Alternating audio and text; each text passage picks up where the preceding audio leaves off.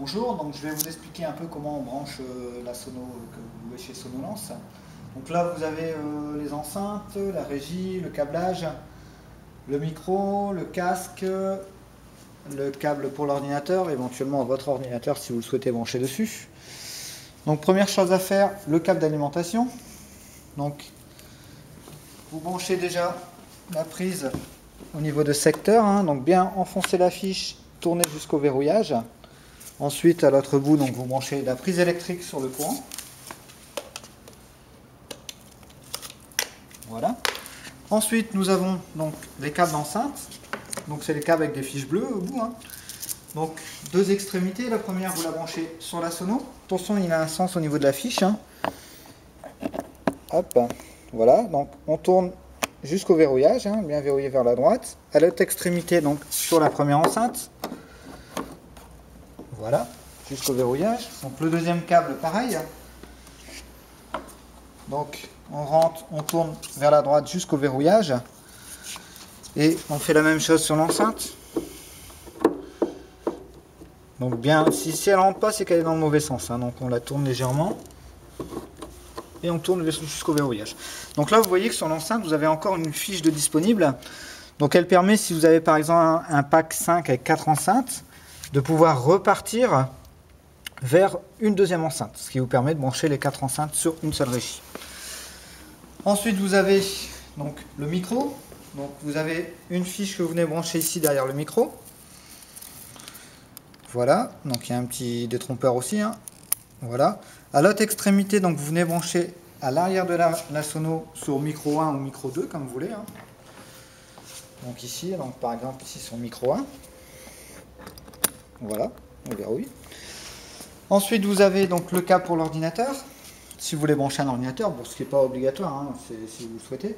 Donc là, vous branchez les deux fiches à l'arrière, où c'est marqué auxiliaire, hein, aux. Et ensuite, vous venez brancher la fameuse fiche jack sur la sortie casque de votre ordinateur. Hein. Donc ça peut être aussi un téléphone portable ou autre. Hein. Là, vous avez le casque qui se branche sur la sono. Donc sur la sortie phone, se trouve ici. Voilà. Donc ensuite, bien tout allumé. Hein, donc on démarre par la table de mixage ici, hein, le bouton power. Ensuite vous avez le lecteur CD ici. Et puis l'amplificateur. Ensuite vous réglez donc l'amplificateur. Donc moi je conseille de le mettre à peu près aux 3/4. Hein, c'est-à-dire pas trop saturé. Voilà. Donc là ensuite, on va faire un test avec un CD. Donc là le CD, vous pouvez ouvrir de deux façons différentes les tiroirs, hein, soit ici en bas ou soit ici en haut. Hein, donc pour ouvrir le tiroir, vous mettez votre CD. Là vous rappuyez ici pour fermer le plateau. Donc là sur la table de mixage, vous avez plusieurs voix. Donc la première ici, vous pouvez sélectionner à gauche pour le micro. Donc le volume ici sera le niveau du micro. Ensuite, là, donc, vous mettez sur CD1 pour avoir le lecteur CD de gauche et CD2 pour le lecteur de droite. Si vous voulez utiliser l'ordinateur, il faut appuyer ici sur aux et la voix là sera destinée à l'ordinateur. Donc là, bien vérifier que les gains soient tout à midi, tout vertical. Pareil en dessous, hein, les graves, médium, aigus, tout mettre à midi. Donc tout vertical, comme ça, le son sera de bonne qualité. Voilà. Donc ici vous avez le potentiomètre master, hein, donc c'est la voix en fait générale qui commande toute la table de mixage. Donc là par exemple on va mettre en route le CD, hein, ici sur play. Donc là on monte la voix du lecteur CD et après on monte légèrement la voix musicale du master. Donc le côté droite, le côté droit, il est utilisé sur la deuxième voix ici numéro 2. Donc là, par exemple, on va essayer de changer le CD, de le mettre sur la deuxième voie.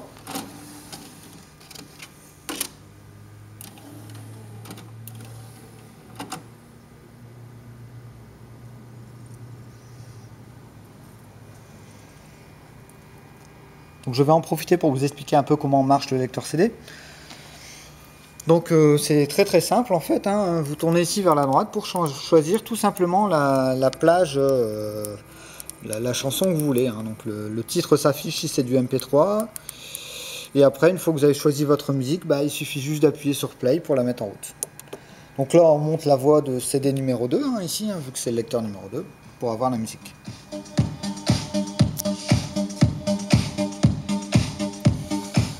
Donc là, vous voyez, c'est un peu lent. Ici, vous avez la possibilité, si vous le souhaitez, de modifier la vitesse de la musique. Si vous voulez pas le faire, vous le mettez au milieu et là, ça ne bougera pas la vitesse. Donc juste ici, c'est le play, hein, pour mettre en pause et mettre en route.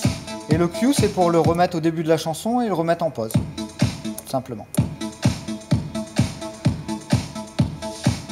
Je vais vous expliquer également comment on peut faire pour écouter au casque. Donc si vous voulez choisir une chanson mais sans que les personnes l'entendent, donc c'est très simple. Il suffit de sélectionner la voix PFL, ici. Là, de vérifier qu'on est bien ici sur la sélection PFL. Et après, vous montez dans le casque. Et là, on va entendre le son, donc uniquement dans le casque, mais pas dans les enceintes. Si on veut entendre dans les enceintes, il suffit de monter ici le volume et le général. Je vais vous expliquer un peu comment marche l'USB. Donc l'USB, vous avez ici un port USB qui vous permet de brancher une clé USB. Et ensuite, de sélectionner ici en haut, donc la voie USB.